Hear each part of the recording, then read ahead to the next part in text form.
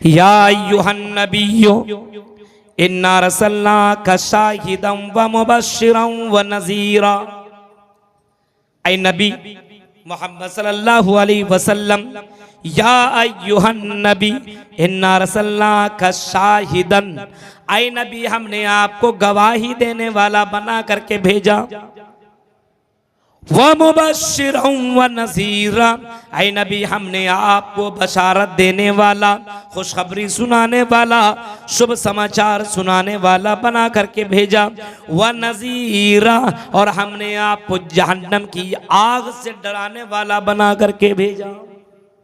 ये अल्लाह के नबी सल्लल्लाहु अलैहि वसल्लम की सिफत बयान की जा रही है कि अल्लाह के नबी की बहुत सारी सिफतें हैं, उनमें से एक सिफत अल्लाह के नबी को गवाही देने वाला बना करके भेजा। अल्लाह के नबी ने गवाही दी अल्लाह के ताल्लुक से, अल्लाह एक है, जन्नत के ताल्लुक से, जहन्नम के ताल्लुक से अल्लाह के नबी ने गवाही दी। और फिर अल्लाह के नबी ने फरमाया मुबश्शिरम व नज़ीरा, अल्लाह के नबी के बारे में फरमाया गया कि आप मुबश्शिर हैं, बशारत देने वाले हैं, और नज़ीर हैं, आप डराने वाले हैं। पूरी कायनात को आपने कई तरीके से आपने बशारत सुनाई। दुनिया में आपने लोगों को तरह तरह की बातें बता करके आपने जन्नत की बशारत सुनाई है।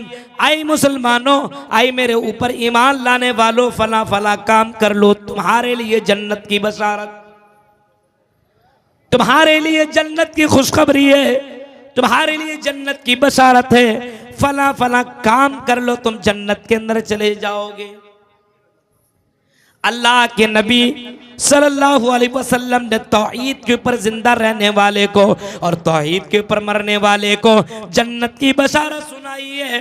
फरमाया मन क़ाल ला इलाहा इल्लल्लाह दखलल जन्ना, जो अपनी ज़बान से ला इलाहा इल्लल्लाह अगर कहता हो और ला इलाहा इल्लल्लाह पर उसकी मौत हो जाती हो तो दखलल जन्ना, वो आदमी जन्नत के अंदर दाखिल होगा।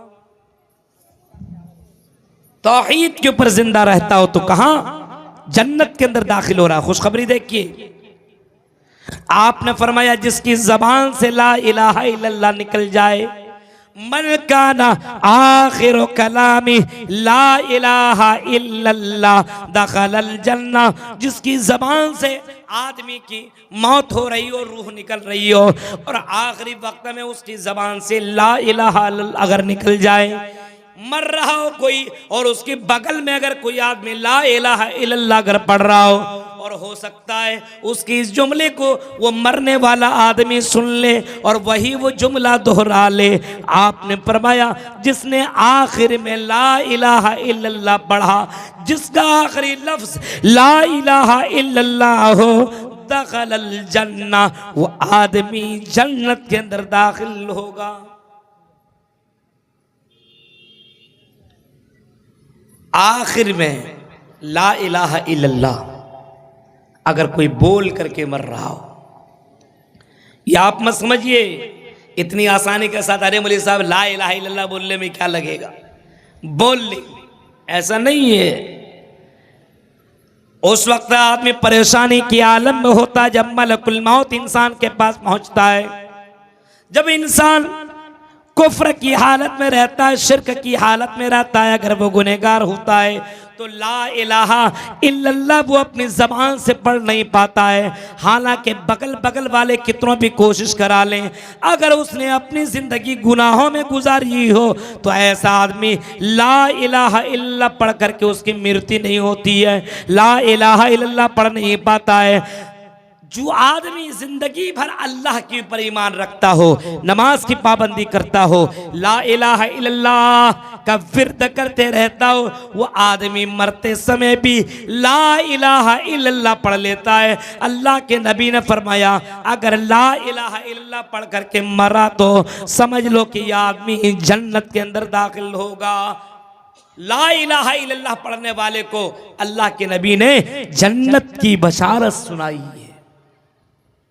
सोचिए आप, हम अल्लाह ताला से यही दुआ करेंगे बारिला हमारी मौत जब भी आए कलिमा ला इलाहा इल्लल्लाह की इकरार पर। मेरे भाइयों,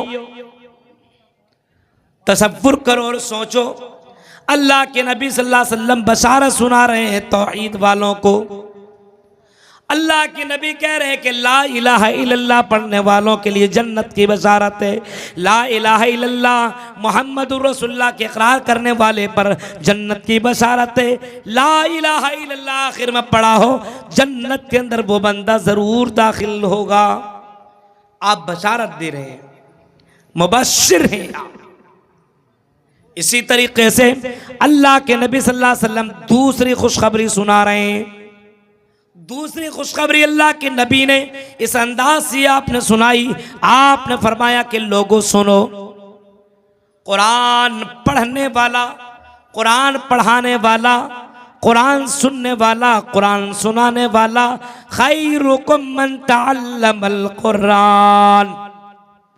आपने फरमाया सुनो, खैरुकुम मन तअल्लमल कुरान, तुम में सबसे बेहतर वो है जो कुरान पढ़ता हो। मन तअल्लमल कुरान। ये देख रहे, ये चाय के चक्कर में तकरीर को हमारी बिगाड़ रहा है, उधर से बगल से जा नहीं सकता है, बीच ही में यूट्यूब वालों के नजर में आना चाह रहा है। इसके चेहरे शक्ल को दिखा दो कि कितना बड़ा चाय बेचने वाला है, यहां से जाने की क्या जरूरत है। मतलब जिहालत को लोगों के सामने बयान कर दो। अरे मेरे भाई, जब तकरीरें होती है, हम लोगों के फॉलोवर इतने हैं, लाख लाख कई कई मिलियन लोग हमारी तकरीरें देखते, बीच में से मत आया करो। ये सब जो बातें होता है, इन सब को कट करके आप लोग डालिएगा। मेरे भाइयों, अल्लाह के नबी सल्लल्लाहु अलैहि वसल्लम ने फरमाया खैरुकुम मन तअल्लमल कुरान, तुम में सबसे बेहतर वो है, सबसे अच्छा वो है जो कुरान पढ़ता हो और कुरान पढ़ाता हो। सबसे अच्छा वो है, तुम्हारी जिंदगी में बड़ा बिजनेस वाला क्यों ना हो, बड़ा डॉक्टर हो, इंजीनियर हो, प्रोफेसर हो, दुनिया में उसने बहुत ही ज्यादा पैसा कमाया हो, बड़ा बैंक बैलेंस से कमाया हो, फरमाया वो तुम्हारी नजर में गर्ची बेहतर रहे, तुम्हारी नजर में वो अच्छा है, लेकिन अल्लाह की दृष्टि में, अल्लाह की नजर में सबसे अच्छा वो है खैरुकुम मन तअल्लमल कुरान, जो कुरान पढ़ाता हो और कुरान पढ़ता हो। सबसे बेहतर अल्लाह की नजर में वो है जो कुरान पढ़ता और कुरान पढ़ाता हो। सही मुस्लिम के अल्फाज है, अल्लाह के नबी ने इस अंदाज में भी फरमाया इन्ना अफजलकुम मन तअल्लमल कुरान व अल्लमा, तुम में सबसे अफजल, सबसे बेहतर, सबसे बेहतरीन वो है जो कुरान पढ़ता हो और कुरान पढ़ाता हो। ये मदरसे देख रहे हैं आप, मदरसा तालीमुल इस्लाम कुरान। अब सोचिए, मदरसा तालीमुल कुरान, जहां पे कुरान की तालीम दी जाती हो, मदरसों से कुरान ही तो पढ़ाया जाता है, मदरसों से हुफ्फाज ही तो बनाया जाता है, मदरसों से तालीम ही तो बनाया जाता है। अब बताओ, तुम्हारी नजर में अगर मौलवियों की वैल्यू ना हो, मौलवियों का मकाम तुम ना दो, मौलवियों की इज्जत न करो, हमारे यहाँ तो मौलवियों को, मेरे भाइयों, जो मकाम मिलना था, उलमा को जो मकाम मिलना था, उलमा को वो मकाम न मिला। आज डॉक्टर पढ़ाने में, डॉक्टर बनाने में लोग पैसा बहुत ज़्यादा खर्च करते हैं, इंजीनियर बनाने में अपने बेटे के लिए पैसा बहुत ही ज़्यादा खर्च करते हैं, लेकिन अगर अपने बच्चे को मौलवी बनाना हो, हाफिज बनाना हो, उसके लिए उसके पास पैसा नहीं है। जो मौलवी साहब पढ़ा रहा हो, हाफिज बना रहा हो, उनको इतनी भी तौफीक नहीं होती है कि मेरा बेटा को हाफिज बनाने वाला हाफिज साहब को कम से कम मैं रमजान के मौके पे कुछ गिफ्ट दे दूं, कपड़े की शक्ल में, इनाम की शक्ल में। हमारे बेटे को जिसने हाफिज कुरान बनाया, जिसने हमारे बेटे को इतना अच्छा मकाम दिलाया, उस हाफिज कुरान को, उस आलिम दीन को कम से कम कुछ तो गिफ्ट दे दो। नहीं मेरे भाई, हाफिज कुरान जिसने बना दिया, अल्लाह के नबी फरमाते हैं, अल्लाह के नबी सल्लल्लाहु अलैहि वसल्लम फरमाते हैं कि क़यामत के दिन उस बच्चे के माँ बाप को उल्बिस वालिदहू ताजन यौमल क़ियामा, क़यामत के दिन अल्लाह ताला उसके माँ बाप को एक ऐसा ताज पहनाएगा, एक ऐसा ताज पहनाएगा, ताजन यौमल क़ियामा, क़यामत के दिन कितना महंगा और इतना खूबसूरत ताज पहनाएगा जो ताज सूरज की मानिंद रोशनी करेगा। यार सूरज के अंदर जो रोशनी है उसके अंदर भी उस ताज के अंदर इतनी रोशनी होगी, यानी अल्लाह के नबी फरमा रहे हैं कि वो सूरज, उस ताज की कीमत बहुत ही ज़्यादा होगी। जो बच्चा हाफिज कुरान बन रहा है ना, उसके माँ बाप को ये ताज पहनाया जाएगा। एक हाफिज बनाने में अब हमारे फिरोजी साहब समझ सकते हैं कितनी मेहनत होती है, हमारे कारी साहब ही समझ सकते हैं कितनी मेहनत लगती है एक हाफिज बनाने में। मेरे भाइयों, अल्लाह के नबी सल्लल्लाहु अलैहि वसल्लम फरमाते हैं कि क़यामत के दिन सबसे बड़ा ताज और सबसे खूबसूरत ताज उसको पहनाया जाएगा जिनका बच्चा हाफिज कुरान। हमने हाफिजों को वो दर्जा न दिया, हमने हाफिज बनाने वाले कारी को वो दर्जा न दिया। रमजान के महीने में हुफ्फाज के साथ जुल्म हो रहा है। मेरे भाइयों, आपके यहाँ तो हाफिजों से तरावी थोड़ी पढ़वाया जाता है, पढ़वाया जाता है छोटी छोटी मस्जिदों में। अक्सर जगहों की मैं बात बता रहा हूँ, कुछ मस्जिदों की बात नहीं बता रहा हूँ। हाफिजों से पूरा कुरान ही नहीं सुना जाता है। क्यों? मौलवी साहब इतनी लंबी लंबी रकात हम नहीं सुन सकते, हम तो बस शॉर्टकट नमाज पढ़ना चाहते हैं, सूरा तराबी पढ़ना चाहते हैं। अलम तरा कैफ फ़अल रब्बुका बिअस्हाबिल फील से हाफिज साहब शुरू करें और कुल औज़ु बिरब्बिन नास पर ख़त्म कर दें। 8 रकात 8 सूरा पढ़ करके हमें सुना दें, बस हमें पूरा कुरान सुनने की ज़रूरत नहीं है। क्यों? क्योंकि हम सीमांचल वाले बहुत ही ज़्यादा मेहनत करते हैं, इतनी लंबी लंबी रकात सुन नहीं सकते, हुफ़्फ़ाज़ कराम से कुरान सुन नहीं सकते। और अगर हुफ़्फ़ाज़ कराम को अगर हमने मस्जिदों के अंदर रख लिया तो हाफिज़ों को पूरे महीने के अंदर 10,000 8,000 6,000 इतने ही उनको पूरी महीने के अंदर 10-15 हज़ार तक ही उसको मिलता है। मेरे भाइयों, अब बताइए, कुरान करीम एक हाफिज अपने सीने में रख करके पूरा महीना कुरान सुनाता है और उस हाफिज को तुम 8,000 10,000 ही दे रहे हो। कुरान सुना रहा है बगैर देखे और उस हाफिज साहब को 8,000 10,000, वो भी आदमी सुनने के लिए तैयार नहीं। सोचिए मेरे भाइयों, अल्लाह के नबी सल्लल्लाहु अलैहि वसल्लम ने फरमाया कि क़यामत के दिन उसका पल्ला भारी होगा। नेकियों का पल्ला जिसका भारी होगा वो जन्नत के अंदर जाएगा और बुराइयों का पल्ला जिसका भारी होगा वो जहन्नम के अंदर जाएगा। अल्लाह के नबी सल्लल्लाहु अलैहि वसल्लम ने नेकियों का पल्ला बढ़ाने वाला जो अमल आपने बताया है वो आपने बताया, अगर कोई आदमी कुरान पढ़ता है तो एक हर्फ में उसको 10 नेकियां मिलती है। आपने फरमाया अलिफ लाम मीम अगर कोई पढ़ता है तो उसको 30 नेकियां मिलती है। आपने फरमाया अलिफुन हरफुन व लामुन हरफुन व मीमुन हरफुन, ये तीनों की तीनों हर्फ हैं एक एक, और 3 हर्फ अगर किसी ने पढ़ लिया सुन लिया तो 30 नेकियां उसने कमाई।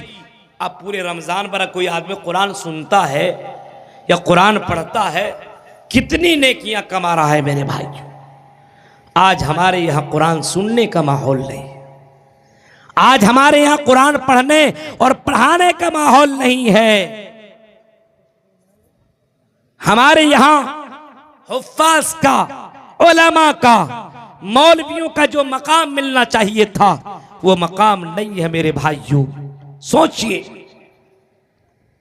अल्लाह के नबी बशारत दे रहे, फरमा रहे, खुशखबरी सुना रहे, कुरान हिफ्ज करने वाले को, कुरान याद करने वाले को, कुरान पढ़ने वाले को और कुरान के ऊपर अमल करने वाले को अल्लाह के नबी बशारत दे रहे हैं।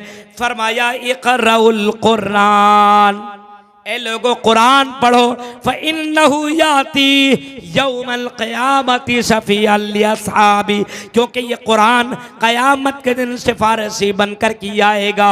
मैदान महशर में जब कोई किसी का काम आने वाला ना होगा, बाप बेटे से, बेटा बाप से, भाई बहन से, बहन भाई से, माँ बेटी से, बेटी माँ से, जब एक दूसरे से भागेंगे, ऐसे मौके पे कोई काम आने वाला ना होगा तो कुरान आएगा और अल्लाह के सामने कहेगा कि अल्लाह इस बंदे को बख्श दे, इसने रात के अंदर कुरान की तिलावत की अल्लाह, इसने कुरान के ऊपर अमल किया अल्लाह, इस बंदे को जहन्नम से बचा ले अल्लाह, इस बंदे को जन्नत के अंदर दाखिल कर दे। इमाम कायनात फरमाते हैं कि कुरान की सिफारिश को अल्लाह रिजेक्ट नहीं करेगा, बल्कि कुरान की सिफारिश को अल्लाह ताला एक्सेप्ट कर लेगा। सोचिए मेरे भाई, कुरान पढ़ने वाले का ये दर्जा है। यहां तक कि अल्लाह के नबी खुशखबरी सुना रहे हैं, चापी के लोगों मदरसा तालीमुल कुरान के नाम से ये मदरसा भी है, और इन मदरसों को जिंदा रखो, इन मदरसों में अपने बच्चों को भेजो, कुरान पढ़ाओ, कुरान की तालीम हासिल कराओ, अपने बच्चों को हाफिज बनाओ, क्योंकि इमाम कायनात फरमाते हैं युकालु लिसाहिबिल कुरान यौमल क़ियामा, क़यामत के दिन अल्लाह ताला हाफिज कुरान से, आलिम कुरान से कहा जाएगा, ऐ कुरान का हाफिज सुन, ऐ कुरान के जानकार सुन, ऐ मुफस्सिरीन कुरान सुन, हाँ इक़रा वरतक़ि वरतिल कमा कुन्त तुरतिल फिद दुनिया।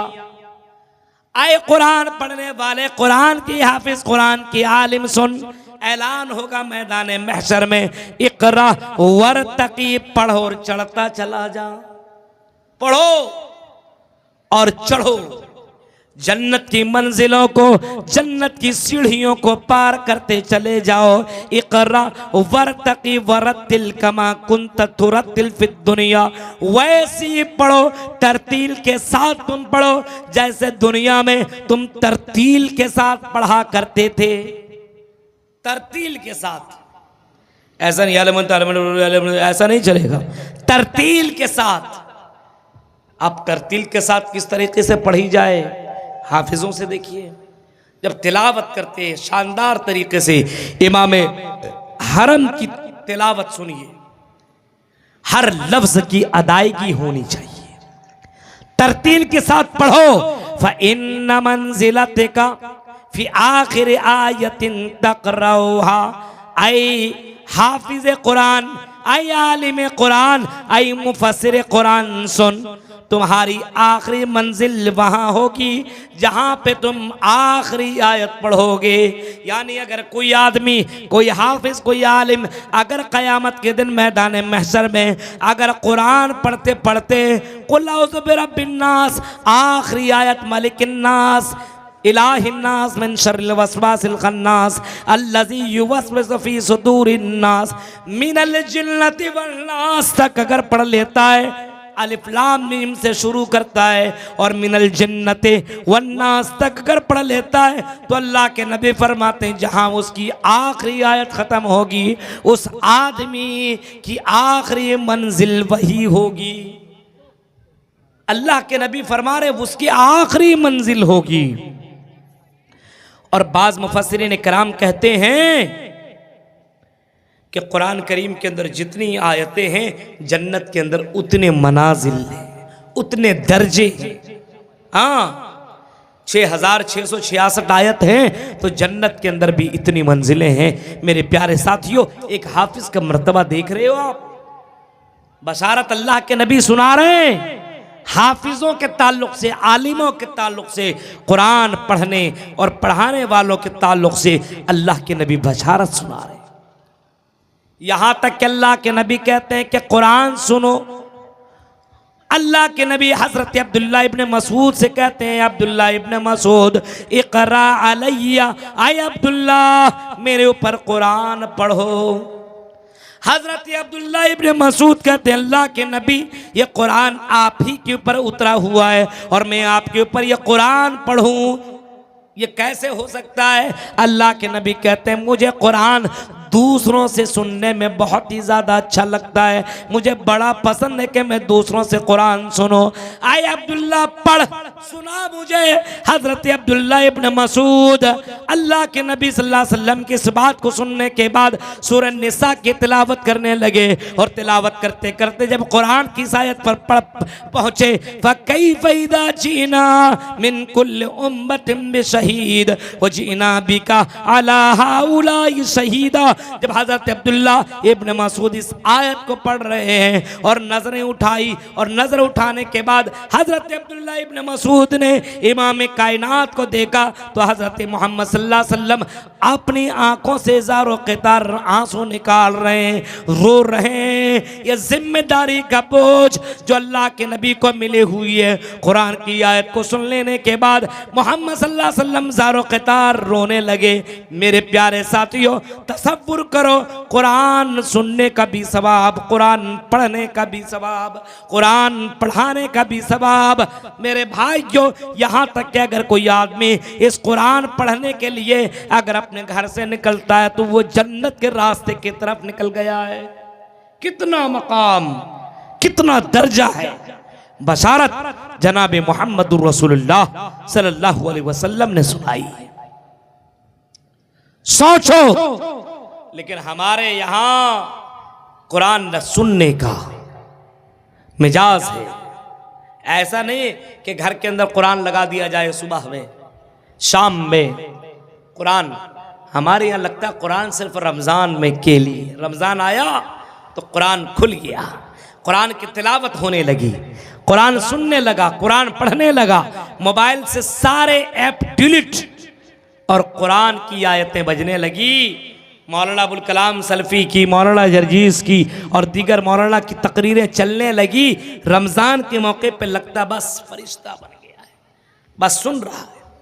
और रमज़ान ख़त्म, अब ये सारे ऐप डिलीट और भोजपुरी गाना अपलोड। गाने के जितने भी म्यूज़िक के ऐप हैं, जितने भी बेहयाई की ऐप हैं, इंस्टाग्राम तक वो सब तो रहबे करेगा, सब रखता है। लेकिन हाँ, रमज़ान के महीने में आदमी थोड़ा सा कोशिश करता है। आज के दौर में तो नौजवानों को देखिए, कुरान सुनेगा, ईयरफोन लगाया हुआ है। काम करने वाला जो ज़्यादातर वर्कर, मिस्त्री, लेबर, काम करने वाला, ड्राइवर, ये लोग कहता है कि मौलवी साहब जब तक गाना नहीं सुनता ना काम ही नहीं हो पाता। गाना नहीं सुनता हूं तो गाड़ी नहीं चला पाता हूं। और गाड़ी चलाने के वक्त गाना ऐसे लगाता है, भोजपुरी इस बेहुदा गाना ऐसे लगा देता है। उसी के गाड़ी में मौलाना भी बैठा हुआ है, हाजी साहब भी बैठे हुए हैं, उसी की गाड़ी के अंदर एक मुसलमान बहन भी बैठी हुई है, लेकिन भोजपुरी गाना लगाता है। बेहयाई की हदों को वो पार कर जाता है। उसको शर्म तक भी नहीं आती है कि मैं मुसलमान हूं, कम से कम मैं गाना तो न लगाऊं, चलो कोई नज़म लगा लो, कोई गज़ल लगा लो, कोई दूसरी चीज़ें लगा लो, कुरान सुनने सुनाने का माहौल, कुरान की आयतें लगा लो। नहीं मेरे भाइयों, बोलता मौलवी साहब अगर गाना उना नहीं लगाएंगे ना एक्सीडेंट कर जाएंगे। बताइए, मजबूरी में तो आदमी को, गधे को भी बाप बोलना पड़ता है, चल जो सन्ना सुन, हमको पहुंचा दे वहां तक। यह आजकल ड्राइवरों का हाल है, यह आजकल वर्करों का, काम करने वालों का। खेत में काम कर रहा है, हाँ, मोबाइल में लगा दिया गाना, चल रहा। बताओ मेरे भाइयों, ये तुमने कौन सा माहौल बनाया हुआ है, तुमने ये कौन सा मिजाज बनाया हुआ है, ये गाना सुनने और सुनाने का माहौल तुमने कैसे बना लिया। हाँ, मक्का के धरती पर मोहम्मद रसूलुल्लाह आए और जब अल्लाह के नबी ने लोगों को दावत दी, कुरान पढ़ कर के सुनाया, तो अल्लाह की कसम वो लोग बकरियां चराने वाला जंगलों के अंदर भी कुरान की तिलावत किया करते थे, बाजार में भी अगर गुनगुनाया करते थे तो कुरान की आयतें पढ़ा करते थे। आज हमारे यहाँ बस गा रहा है, मस्त में डूबा हुआ है, लगाया हुआ है, मोबाइल में लगाइए, रिंगटोन भी गाने की है। आप कहे कैसे नहीं सुनिएगा, सुनिए मौलवी साहब, आपने फोन लगाया, आपको भी सुनना पड़ेगा। ये कुरान सुनने और सुनाने का माहौल नहीं है मेरे भाइयों। आज के दौर में अगर कोई अपने स्टेटस लगाता है फेसबुक में, इंस्टाग्राम में, यूट्यूब में, किसी भी जगह पे अगर लगा रहा है, स्टेटस लगाता है, तो अपनी तस्वीर के साथ गाने को चिपका देता है, ऐड कर देता है, कुरान की आयतें नहीं लगाता है। मेरे प्यारे साथियों, अल्लाह के नबी ने बशारत सुनाई कुरान से रिश्ता जोड़ने वालों को। जो कुरान से रिश्ता जोड़ता है, कुरान के ऊपर अमल करता है, कुरान के मुताबिक जिंदगी गुजारता है, फरमाया जो कुरान से मोहब्बत करता है, फलयुबश्शिर, ऐसे लोगों को जन्नत की बशारत सुना दो। सुनो ओ मेरे प्यारे साथियों, चांपी के लोगों, अल्लाह के नबी ने बशारत सुनाई है कुरान पढ़ने और पढ़ाने वाले को, कुरान के ऊपर अमल करने वाले को, कुरान के ऊपर जिंदगी गुजारने वाले को जन्नत की बशारत सुनाई है। अपने घर के अंदर मेरे भाइयों माहौल बदलिए आप। कम से कम रमजान आने वाला है, उससे पहले तो कम से कम तौबा कर लीजिए। ऐसा नहीं है कि जब चांद दिखेगा तभी हम बिस्मिल्लाह बोलेंगे, तभी हम तौबा करेंगे, तभी हम अपने मोबाइल से डिलीट करेंगे। ऐसा नहीं, मोहम्मद सल्लल्लाहु अलैहि वसल्लम रमज़ान की आने से पहले शाबान ही में रमज़ान की तैयारी शुरू कर दिया करते थे मेरे भाइयों। बाद साहबा तो कई कई महीने से रमज़ान के लिए दुआएं मांगा करते थे, अल्लाहुम्मा सल्लिमनी रमज़ान व सल्लिमनी रमज़ान ले, आय अल्लाह मुझे रमज़ान से मुलाकात करा दे, रमज़ान को मुझसे मुलाकात करा दे, ताकि रमज़ान में ज़्यादा से ज़्यादा इबादत कर सकूँ। ये सहाबा, ये सलफ़ सालिहीन, ये तबा ताबईन का ये मामला था कि लोग रमज़ान की तैयारी पहले से किया करते थे, रमज़ान के लिए दुआएं मांगा करते थे।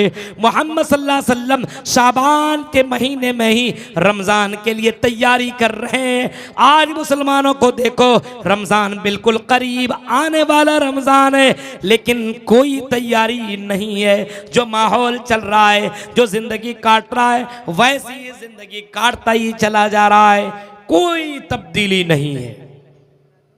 कुरान सुनने सुनाने का माहौल बनाइए। और सीमांचल के लोगों, अपने यहां तरावी का सिस्टम रखिए, हुफ्फाज से कुरान सुनिए, अल्लाह की कसम। वैसा मत बन जाइए उस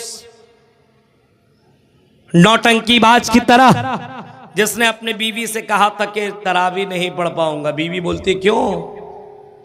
बाद में बोलता है कि इस वजह से मौलवी साहब, हाफिज साहब जब पढ़ाते हैं ना, ख़त्म करने का नाम ही नहीं लेते। पैरों में दर्द, टखने में दर्द, घुटने में दर्द, सर में दर्द, इतनी लंबी लंबी रकात कैसे मैं तरावी पढ़ूं? तो मैं मालूम है कि मैं दिन भर काम करता हूं, और अगर मैं तरावी पढ़ने लगूंगा तो काम नहीं कर पाऊंगा, और जब काम नहीं कर पाऊंगा तो तेरे लिए चूड़ियां नहीं ला पाऊंगा, तुम्हारे लिए मेकअप के सामान नहीं आएंगे, तुम्हारे लिए सूट और तुम्हारे लिए वो पाकिस्तानी ड्रेस तुम्हें नहीं मिल पाएगा।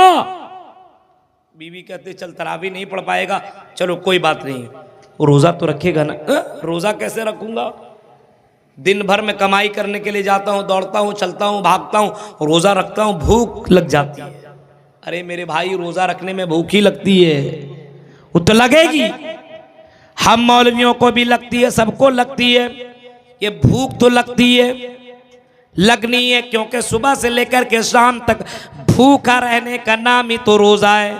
हाँ, इसी का नाम तो रोजा है। सुबह सादिक से लेकर के गुरूब आफ्ताब तक अगर आदमी भूखा रह जाए, प्यासा रह जाए, खाने पीने से दूर रह जाए, हराम चीजों से बच जाए, अपनी जबान को गलत चीजों से बचा ले, तो मेरे भाइयों इसी का नाम तो रोजा है। बीवी कहती है कि रोजा में भूख तो लगती है, कहा कि ज्यादा भूख लग जाती है, बहुत चलना पड़ता है ना, काम करना पड़ता है। अच्छा रोजा नहीं रखोगे? बोला नहीं। बीवी कहती न रोजा रखोगे न तरावी पढ़ोगे तो इफ्तार करोगे? काफिर थोड़ी हूं, इफ्तार तो करूंगा।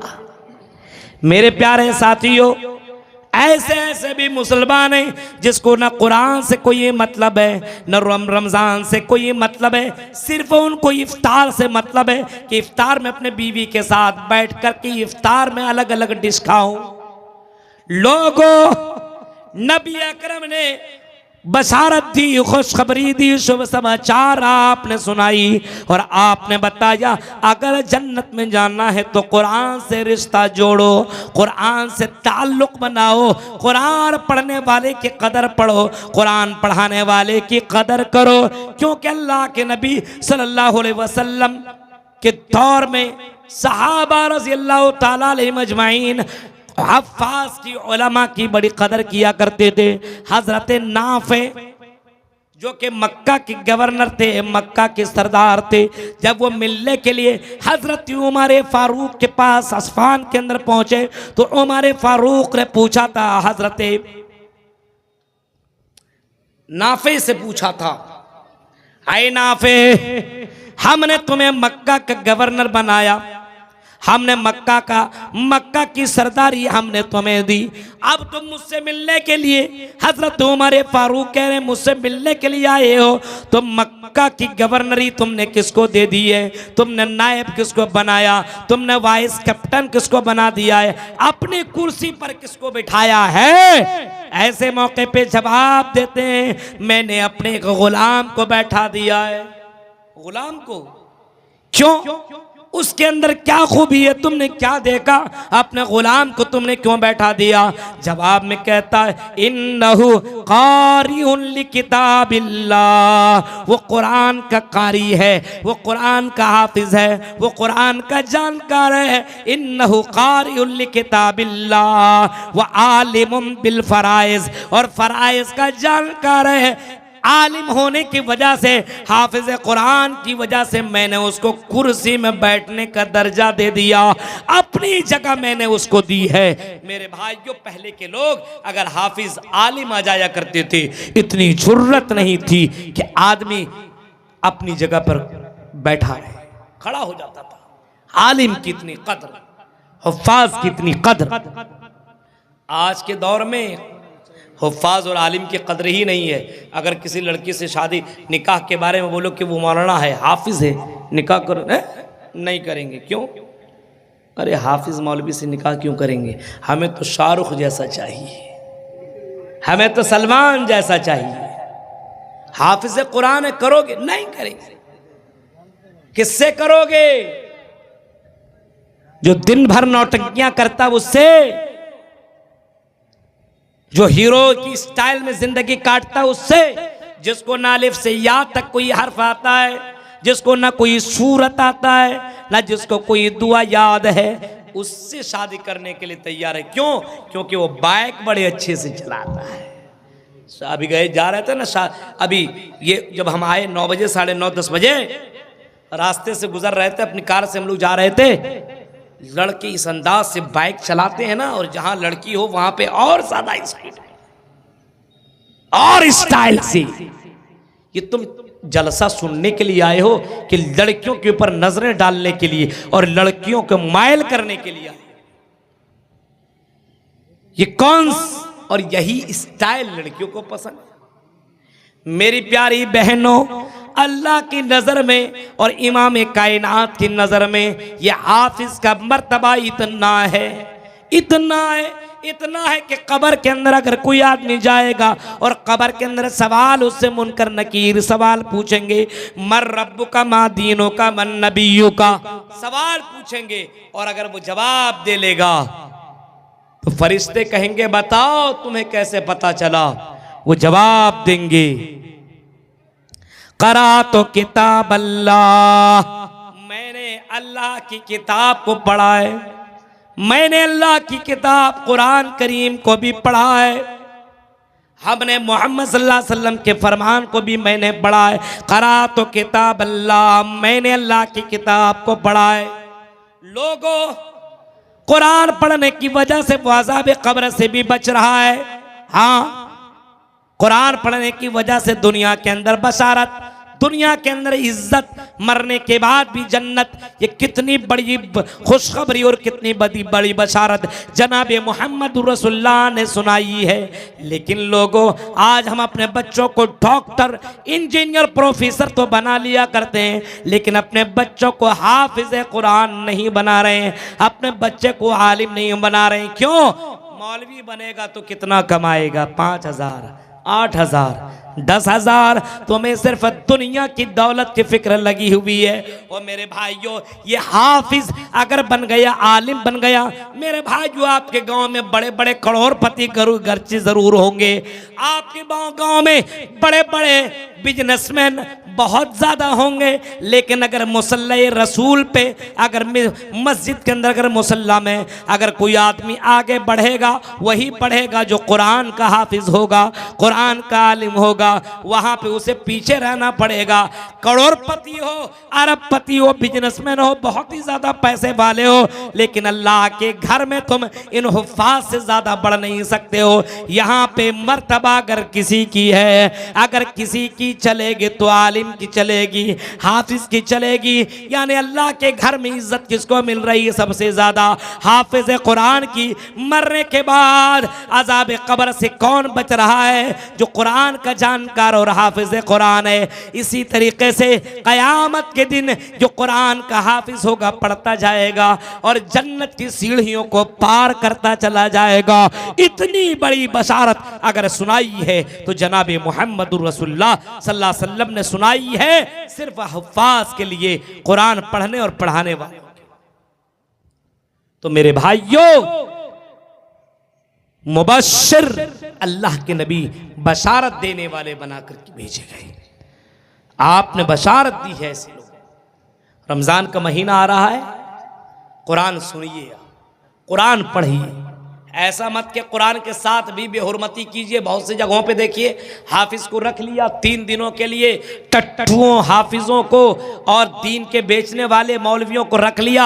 हम 2 दिन में ही कुरान सुना लेंगे, 1 दिन में ही कुरान सुना देंगे। अब 5-5, 6-6 किराए के तौर पर हाफिजों को लाया जाता है और बाकायदा बड़ी तैयारी की जाती है। शबीना तराबी, शबीना तराबी। सुनो कठमुल्लाओ, कुरान के साथ बेहुरमती मत करो। एक रात में पूरा कुरान सुनने सुनाने का माहौल है। नमाज हो रही है, हाफिज साहब चले, 5 हाफिज है तो 6 पंचे 30, 6 पारा पढ़ाना है उसको। 6 पारा गया, अब शुरू किया अल्हम्दुलिल्लाह रब्बिल आलमीन। थोड़ा सा तो सूरह फातिहा बस थोड़ा सा समझ में आएगा। अल्लाह, न पढ़ने वाले को समझ में आता है, न सुनने वाले को समझ में आता है। और पूरी रात में पूरा कुरान पढ़ दिया जाता है और पीछे देगों के अंदर बिरयानी बन रही है, पकोड़े बन रहे हैं, अलग अलग के डिशें बन रही है, चाय बिक रही है। लोग बस हाफिज साहब लगे हुए हैं और पीछे आना जाना, आना जाना, आना जाना। दूसरे दिन मुलाकात होती है, हमने पूरा कुरान सुन लिया, अब हम फुर्सत में आ गए, अब हम बिजनेस करेंगे। ये करोड़पतियों और अरबपतियों और लखपतियों का ये मामला है, ये अमीरों का मामला है। यानी अल्लाह के साथ भी नौटंकियां, अल्लाह के साथ भी इस तरीके से चालाकी करने की कोशिश करता है कि हमने तो पूरा कुरान सुन लिया है। अब बताइए, एक आदमी 5 टाइम की नमाज एक ही टाइम पढ़ ले, दिन भर का खाना एक ही टाइम खा ले तो चल जाएगा, हो जाएगा। सुबह दोपहर शाम का खाना हम एक ही मर्तबा खा लें। मेरे भाइयों, तुम्हारे मुताबिक शरीयत नहीं चलेगी। कुरान पढ़ने का जो मामला बताया गया, ठहर ठहर करके पढ़ने का हुक्म दिया गया है। पढ़ना है तो ठहर ठहर करके पढ़ो। इस तरीके से कुरान की बेहुरमती मत करो। मेरे प्यारे साथियों, हुफ्फाज़ कुरान, हुफ़ाज़ का तो मर्तबा इस्लाम की नज़र में, मोहम्मद सल्लल्लाहु अलैहि वसल्लम की नज़र में बहुत ही ज़्यादा है, लेकिन शर्त यह कि यह हाफिज़ भी इस अंदाज से कुरान पढ़ाएं जिस अंदाज से कुरान पढ़ने का हुक्म दिया गया है। तो अल्लाह के नबी बशारत सुनाने वाले और बशारत देने वाले बना करके भेजे गए, अल्लाह के नबी को मुबश्शिर बनाया गया है। मेरे प्यारे साथियों, तो अपने यहाँ अपने चापी और कटिहार के अंदर भी कुरान सुनने और सुनाने का माहौल बनाइए। सिर्फ मदरसे के अंदर ये माहौल मत रखिए, अपने घर के अंदर भी ये माहौल बनाइए। रमजान में भी अगर हम आइंदा साल लाएं और अल्लाह ने जिंदगी दी तो ये सुनने में आना चाहिए कि हमने अपने गांव के अंदर एक हाफिज रखा था जिसने पूरे रमजान भर हमें कुरान सुनाया, पूरा कुरान सुनाया।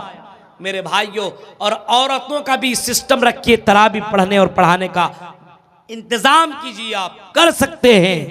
ये नहीं कि मर्द ही सिर्फ कुरान पढ़े और कुरान सुने, तरावी पढ़े, औरतों का कोई मामला ही ना हो। शहरों के अंदर देखिए, हम लोगों को हैदराबाद, हाँ भोपाल, दिल्ली, बम्बई, कहाँ कहाँ बुलाया जाता है तफसीर के लिए। मेरे भाइयों, हैदराबाद वगैरह में तो खास करके जहाँ पे हम लोग जाया करते हैं, हैदराबाद के अंदर इतनी इज्जत कि मैं बता नहीं सकता हूँ। दो दो हुफ़ाज़ को रखे रहते हैं, एक हाफिज पढ़ाएं आधा पारा, एक हाफिज आधा पारा, आराम आराम से पढ़ाएं। पूरी मस्जिद फुल, ऊपर नीचे मस्जिद फुल, और औरतों की तादाद 1000 से ज्यादा। अल्लाह के कसम, ये पूरी तरह भी पूरा कुरान पढ़ लेते हैं। उसके बाद हम जैसे मौलवियों को उसी पारे की तफसीर के लिए बैठाया जाता है। हम लोग आधा एक पौन घंटा उसी पारे की तफसीर करते हैं। एक भी आदमी हटता नहीं है, 2-2, 3-3 घंटा रोजाना आराम से मस्जिद को देता है। मेरे प्यारे साथियों, सोचिए कितना अच्छा माहौल उन लोगों ने बनाया है। हमारे यहाँ 10 मिनट आधा घंटा तरावी के लिए टाइम देने के लिए तैयार नहीं है। कुरान का अगर तर्जुमा कर दिया जाए, चलो कुरान का खुलासा ही बयान कर दिया जाए, उसको भी सुनने के लिए तैयार नहीं है। आज हमने कुरान को सिर्फ पढ़ लिया, सुन लिया, कुरान को समझने की कोशिश नहीं की है। अल्लाह का जो पैगाम है उसको जानने की कोशिश नहीं की है। अल्लाह का जो मैसेज है उसको जानने की कोशिश नहीं की है। मेरे भाइयों, पूरी जिंदगी गुजर जाती है, किसी को इतना भी इल्म नहीं है कि कुरान में क्या लिखा है, अल्लाह ने हमें क्या ऑर्डर दिया है, किन किन चीजों से मना किया है, किन किन चीजों को करने का हुक्म दिया है। अल्लाह के मैसेज को खुद से पढ़ने की कोशिश नहीं करता है। हालांकि आज के दौर में, आज के ज़माने में बंगाली ज़बान में, हिंदी ज़बान में, इंग्लिश में, अरबी में, उर्दू में, फारसी में, हर लैंग्वेज में आपको कुरान की तफसीर आपको मिल जाएगी मेरे प्यारे साथियों। लेकिन इसके बावजूद कुरान पढ़ने के लिए हमारे पास टाइम नहीं, सुनने के लिए टाइम नहीं। माहौल बदलिए। सिर्फ जलसों से आदमी तरक्की नहीं कर सकता है, और ये जलसे परंपरा और रस्म और रवाज वाले जलसे से कोई तब्दीली नहीं आएगी। पूरी रात भर जलसा कराना, ये भी मौलवियों के ऊपर जुल्म है। मेरे भाइयों, जिम्मेदारों, अल्लाह से डरो और मौलवियों को तुम नचाओ मत, मौलवियों के साथ जुल्म मत करो। ये मौलवी रिबोट नहीं है, ये भी तो एक इंसान है। तुम 3-3, 4-4 बजे इनको स्टेज में बैठा करके जो तकरीरें करवाते हो मेरे भाइयों, और ये कि मौलाना इतना पैसा हमने दिया है। मेरे भाइयों, जबरदस्ती आपने दिया नहीं है, आपने दिया है, बुलवाया है। इसका ये मतलब नहीं है कि मौलवी को जब चाहो जहां चाहो इस्तेमाल जैसे चाहो, पूरी रात भर के लिए तुमने खरीदा नहीं है कि सुबह शाम को 7 बजे आना पड़ेगा और फजर के वक्त तक आपको रहना पड़ेगा। ऐसी शर्तें मत लगाओ। तकरीर जितना टाइम कराना है वक्त पे करवाओ, मौलवियों की इज्जत के साथ बैठाओ। कहीं पे ऐसी जगहों में बैठाया जाता है, न सही से रहने की जगह होती है, न पेशाब न इस्तिंजा करने की सही से जगह मिलती है। मेरे भाइयों, उलमा की इज्जत करो। मदरसों को मदरसा रहने दो, जलसों को जलसागाह बनाओ। यहाँ पे ये मेले ठेले के तमाम सिस्टम को कटिहार और सीमांचल के अंदर इन तमाम सिस्टम को खत्म करो मेरे भाइयों। कौन करेगा? मौलवी साहब अगर मेला नहीं लगेगा तो भीड़ नहीं होगी। अभी कोई साहब कह रहे थे कि अगर मौलाना अगर आपको 12 बजे दे देंगे तो पब्लिक नहीं रहेगी। अब हम ही से अगर पब्लिक रह रही है तो दूसरी मौलवियों को बुलाने की क्या ज़रूरत। हमने कहा शेख महराज रब्बानी साहब है, इतने दूर से आए, मेरे बाद उनको रख दो। नहीं नहीं नहीं, आपके बाद महराज रब्बानी को थोड़ी सुनेगा। कितनी जिहालत। शेख रब्बानी साहब की तकरीरें हम सुनते हैं। हम जब पढ़ा करते थे उनकी तकरीरें सुन सुन करके हम दुआ करते थे अल्लाह कम से कम हमें भी इस तरीके से बोलने की तौफीक मिल जाए मेरे भाइयों। और उनको हम जैसे कम जानने वाले मौलवियों से पहले बुलवा दिया जाता है। मेरे भाइयों, इज्जत कीजिए, एहतराम कीजिए। हाँ, जलसे को जलसा ही रहने दीजिए, सियासत की जगह मत बनाइए।